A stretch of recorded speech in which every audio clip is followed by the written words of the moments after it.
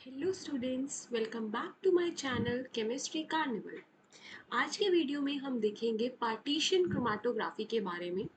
Previous video में हमने general procedure देखा था क्रोमैटोग्राफी का एंड उसके दो डिफरेंट टाइप्स देखे थे, that is adsorption chromatography and partition chromatography.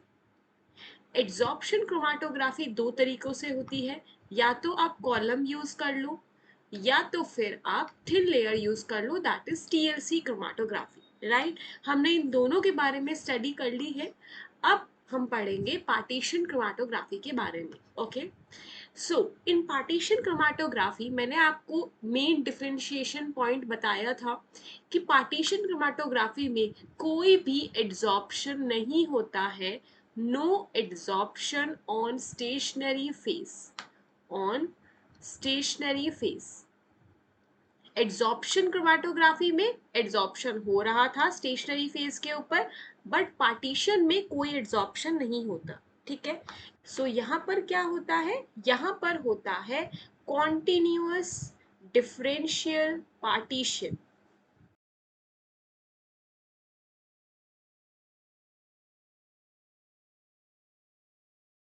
ठीक है, between stationary phase and mobile phase, between stationary and mobile face.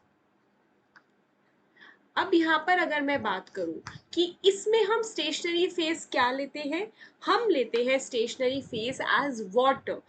हमने जब टीएलसी पढ़ी, टीएलसी में मैंने आपको बताया था what is the stationary phase, it was silica gel और your alumina, but over here I am writing SP, stationary phase is water. हम अपना जो मेरे पास जो भी सरफेस होगा, तो सरफेस कौन सा होता है यहाँ पर, वो सरफेस होता है यहाँ पे सेलुलोज पेपर। जैसे टीएलसी में हम ग्लास प्लेट ले रहे थे, वैसे ही अब यहाँ पर हम सेलुलोज पेपर लेते हैं। सेलुलोज पेपर इज टेकन, तो उस सेलुलोज पेपर को हम वाटर में डिप करते हैं, मेरा स्टेशनरी फेस तैयार हो गया, एंड देन उसके बाद हम उसको यूज करते हैं फॉर पार्टीशन क्रोमैटोग्राफी। ठीक है, and here you can say that cellulose paper is taken, it is also known as paper chromatography. आप पार्टीशन क्रोमैटोग्राफी को पेपर क्रोमैटोग्राफी भी कहते हो। ठीक है, it is paper chromatography, other name, it is very important. So now अब आपके पास cellulose paper था, उसको आपने वाटर में डिप किया एंड आपके पास एक पूरा सरफेस तैयार हो चुका है टू डू पार्टीशन क्रोमैटोग्राफी, तो हम उसको बोलते हैं क्रोमैटोग्राम। क्या बोलते हैं, क्रोमैटोग्राम। जैसे हम टीएलसी में क्या कह रहे थे, क्रोमा प्लेट कह रहे थे कि क्रोमा प्लेट तैयार हो गई, वैसे ही हम यहाँ पर बोलते हैं chromatogram, that is your chromatography paper, that is chromatography paper. ठीक है, अब एक बार मैं इसके बारे में आपको बता देती हूँ with the help of this diagram. See, फिर से आपने यहाँ पर, जैसे इसमें तो पेपर दिखाया हुआ है, किसी किसी बुक में आपको यहाँ पर ऐसे सिलेंड्रिकल भी दिख सकता है, तो हम क्या करते हैं, सेलुलोज पेपर को ऐसे सिलेंड्रिकल फॉर्म में फोल्ड कर लेते हैं। ठीक है, यहाँ पर नीचे आया सॉल्वेंट, आपका मोबाइल फेस, ये ऑलरेडी डिप्ड है वाटर में, तो इसका स्टेशनरी फेस क्या है, वाटर ऑलरेडी है। ठीक है, अब यहाँ पर भी हम सेम चीज करते हैं, 2 सेंटीमीटर अबव बेस लाइन बनाते हैं, उस बेस लाइन के ऊपर हम अपना मिक्सचर लगाते हैं, और फिर आपका यहाँ पर कॉन्टिन्यूअस डिफरेंशियल पार्टीशन होना शुरू हो जाता है, दैट इज सेपरेशन होनी शुरू हो जाती है। ठीक है, सो यही है आपकी partition chromatography, similar kind of to TLC. Okay, I hope समझ आ गया। ठीक है, अब हम नेक्स्ट प्यूरिफिकेशन टेक्निक देखते हैं, दैट इज सब्लिमेशन। सो देखो, हमको पता है कि सब्लिमेशन में क्या होता है, जनरली बोल रही हूँ बस एक बार, कि सब्लिमेशन में जो सॉलिड है वो गैस के साथ इक्विलिब्रियम में होता है, तो कभी भी जब भी सॉलिड गैस में चेंज होता है तो उसको हम सब्लिमेशन कहते हैं। ठीक है, तो यहाँ पर भी यही सेम केस होगा, जब हम हीट प्रोवाइड करेंगे तो जो मेरा सॉलिड कंपाउंड है, सॉलिड ऑर्गेनिक कंपाउंड, जब वो वेपर स्टेट में चेंज हो जाए विदाउट अंडरगोइंग लिक्विड स्टेट, उसे क्या कहते हैं, sublimation. So over here, on heating solid organic compound changes to vapor state without undergoing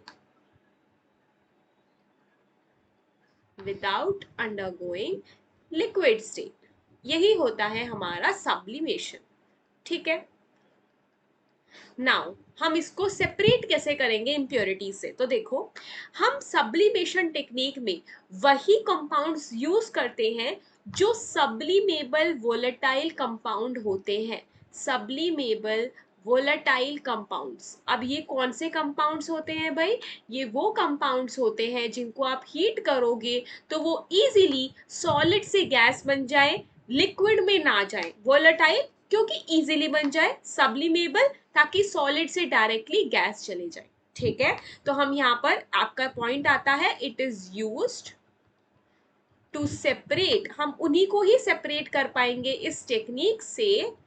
to separate, important point, किनको सेपरेट कर सकते हैं हम? Sublimable volatile organic compounds.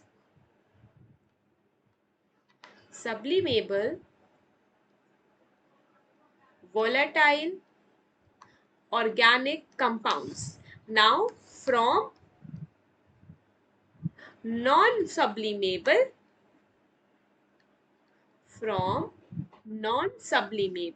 impurities. impurities sublimable नहीं होनी चाहिए, वो डायरेक्टली सॉलिड से गैस नहीं जानी चाहिए. जो आपका ऑर्गेनिक कंपाउंड है वो सब्लिमेबल होना चाहिए, वो वोलेटाइल भी होना चाहिए. ठीक है. तो यहाँ पर ये पॉइंट आ गया, इंपॉर्टेंट पॉइंट. सो अब एग्जांपल देख लेते हैं कि भाई किसको कर सकते हैं हम. एग्जांपल इंपॉर्टेंट है, आपको ध्यान में रखना होगा. कैम्फर डायरेक्टली सब्लाइम होता है. Then anthracene, naphthalene,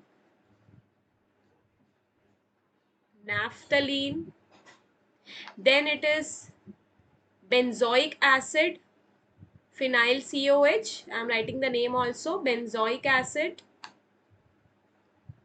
And at the last example, iodine.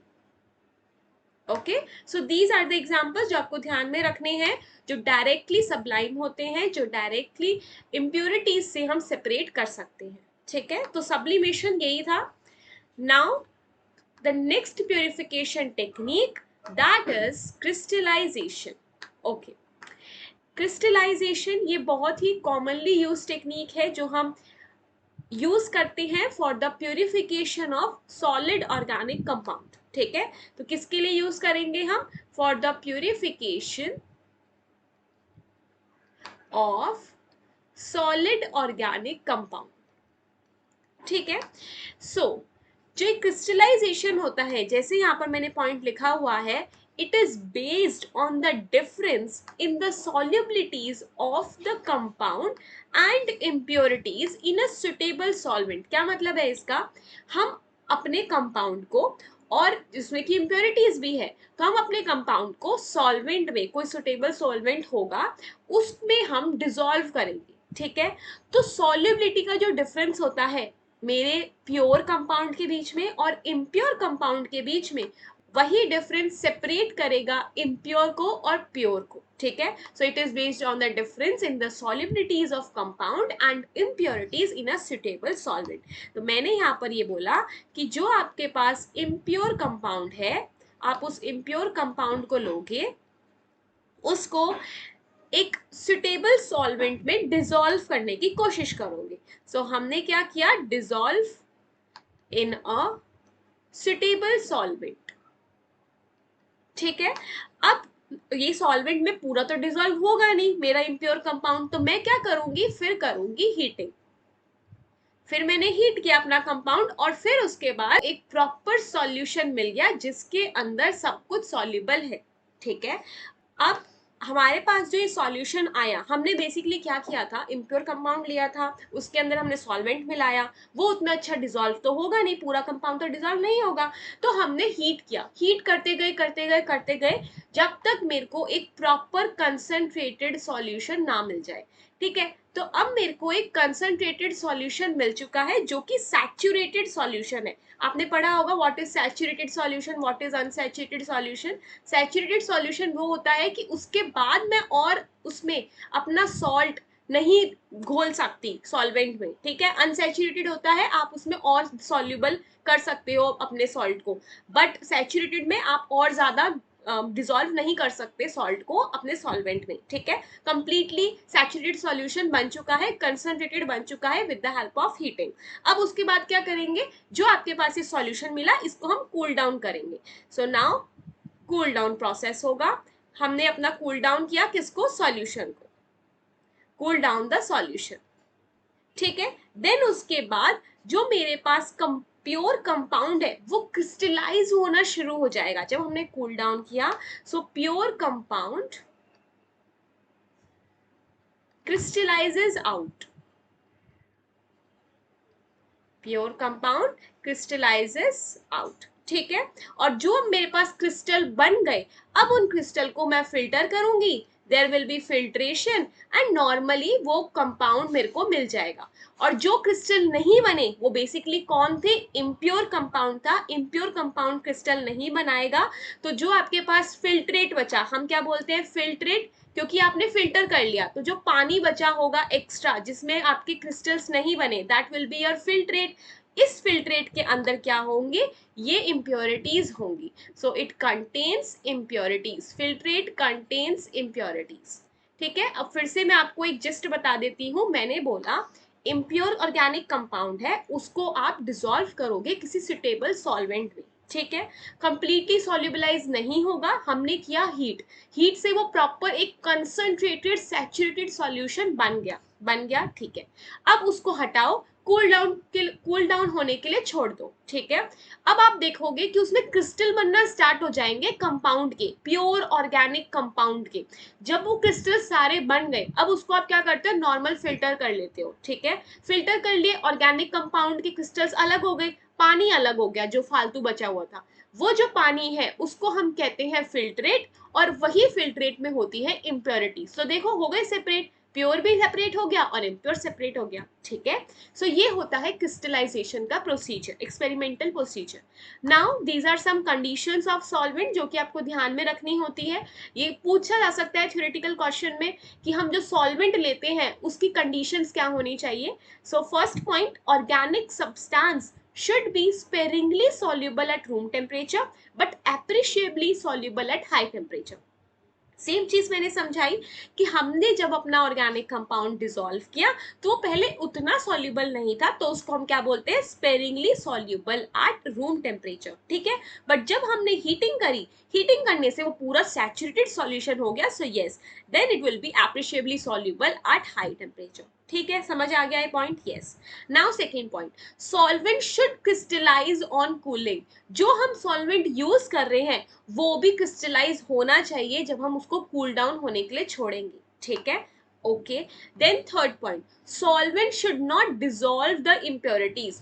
जब मैंने सॉल्वेंट को और इम्प्योर कंपाउंड को मिलाया एंड देन उसके बाद उसको हीट करके छोड़ दिया, सो बेसिकली ये कह रहा है कि जब आप सॉल्वेंट को मिलाओगे तो इम्प्योरिटीज उसमें डिसॉल्व नहीं होनी चाहिए। इम्प्योरिटीज अगर डिसॉल्व हो गई तो वो भी एक तरीके से फिर क्रिस्टल्स बना लेंगी, फिर तो कोई फायदा ही नहीं है। क्रिस्टल्स इम्प्योर के भी बन गए, प्योर के भी बन गए। That is why solvent should not dissolve the impurities, it should only dissolve the pure compound, ठीक है। ये सारी कंडीशंस थी, आप सॉल्वेंट कैसा यूज करोगे। सो हमने क्रिस्टलाइजेशन के बारे में पढ़ा, देन सब्लिमेशन के बारे में पढ़ा एंड पार्टीशन क्रोमेटोग्राफी के बारे में पढ़ा in today's video, okay. I hope आपको सारे टॉपिक्स, ये तीनों कैटेगरीज, डिफरेंट प्रोसीजर, प्यूरिफिकेशन के समझ आ गए होंगे। If you like this video then please don't forget to share this video with your family and friends. We will meet in the next video. Thank you for watching. Bye bye.